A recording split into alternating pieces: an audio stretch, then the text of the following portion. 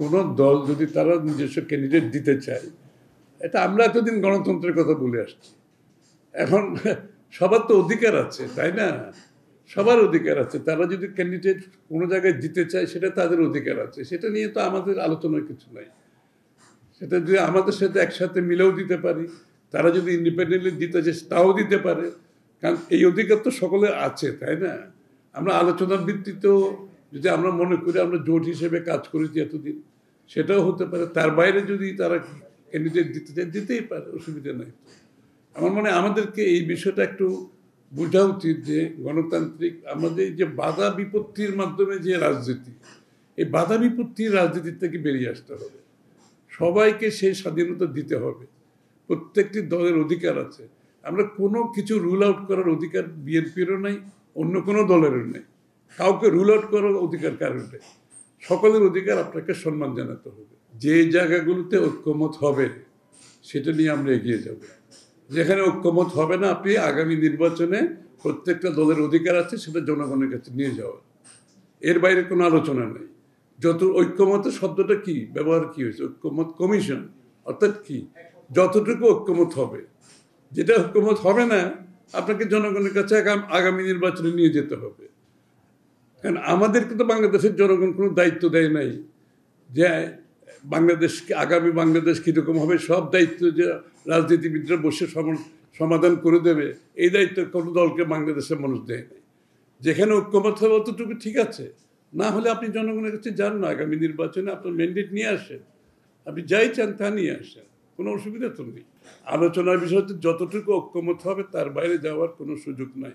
নামেই হচ্ছে ঐক্যমত কমিশন, আপনি বুঝতে হবে তো। সুতরাং যতটুকু ঐক্যমত হবে তার মধ্যে আমাদেরকে কাজ করতে হবে, তার বাইরে তো থাকবে, তার বাইরে তো প্রত্যেক দলের অনেক কিছু আছে যেটা ঐক্যমত হয় নাই। এখানে বিএনপিরও অনেক ইস্যু আছে যেখানে ঐক্যমত হয় নাই, আমাদের কোনো অসুবিধা নেই, আমরা তো মেনে নিয়েছি। অন্য অনেক দলের অনেক বিষয় আছে যেটা ঐক্যমতে আসে নাই।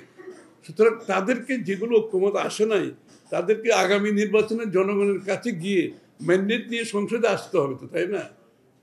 তার বাইরে কিছু করার তো কোনো দলের অধিকার নাই। আর কোনো দলের এই অধিকারও না যে জোর করে আরেকজনের উপর চাপিয়ে দেবে। কোন দল কি করতেছে এটা প্রত্যেক দলের নিজস্ব সিদ্ধান্ত। আর বিএনপি কবে তার প্রার্থী ঘোষণা করবে এটা বিএনপির সিদ্ধান্ত, এবং বিএনপি সব চিন্তা করেই কিন্তু এই কাজগুলো করছে, তাই না? সুতরাং আরেকজন করছে বলে বিএনপিকে করতে হবে এরকম কোনো নিয়ম তো নাই।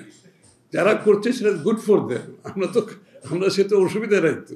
আর বিএনপি কখন করবে এটা বিএনপি সিদ্ধান্ত নেবে, এবং ভেবে চিন্তে সিদ্ধান্ত নেবে, এবং সঠিক সিদ্ধান্ত দেবে। আমি আপনাদের কতটুকু বলতে, উনি তো এখনো বিএনপি চেয়ারপারসন, তো রাজনীতি থেকে চলে গেছেন কেউ বলছে নাকি?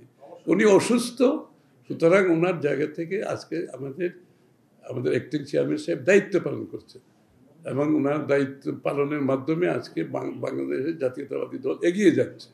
তো সুতরাং কার রোল কি হবে না হবে এটা সময় বলে দেবে, তাই না? বেগম যে তখন বিএনপি চেয়ারপারসন আছেন তো, তাই না? আর উনি মাজারে যাওয়ার সাথে এটা কি সম্পর্ক আমি কিছু বুঝতে পারলাম না।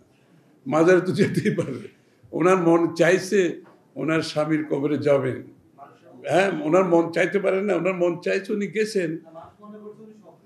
আরে সক্রিয় হতে কি রাত্রে 10টার সময় কি মাজারে যেতে হয় নাকি?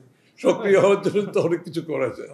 সুতরাং এইগুলা মানুষ মনে করতেই পারে, ওটা না সেটা না, কিন্তু উনি তো যেতেই পারেন। ওনার তো ইচ্ছা হয় না ওনার স্বামীর কবরে যাওয়ার জন্য? সবার যেরকম ইচ্ছা হয়তো ওনারও তো ইচ্ছা হতে পারে, তাই না?